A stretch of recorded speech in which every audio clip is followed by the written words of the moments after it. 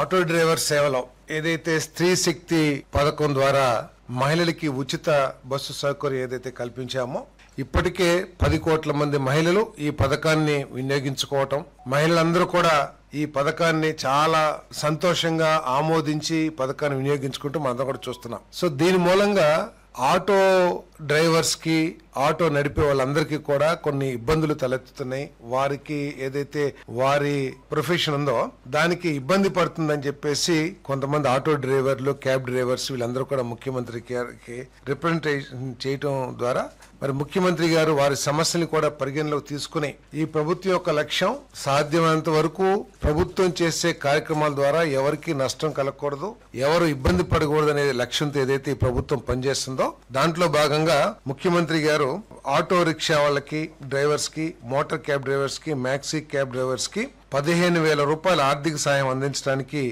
జారీ చేయబడిన ఉత్తర్వులని మంత్రి మండలి ఆమోదించిందని చెప్పేసి మనం చేస్తాను. మరి రేపు 4వ తారీఖున ఈ కార్యక్రమాన్ని పెద్ద ఎత్తున రాష్ట్ర వ్యాప్తంగా ప్రారంభించడం జరగబోతోంది, ప్రతి జిల్లాలో కూడా. దీని ద్వారా దాదాపు 2,90,669 మంది క్యాబ్ డ్రైవర్స్ కానీ, ఆటో డ్రైవర్స్ కానీ ఈ పథకం ద్వారా లబ్ధి పొందుతారని చెప్పేసి మనం చేస్తాను.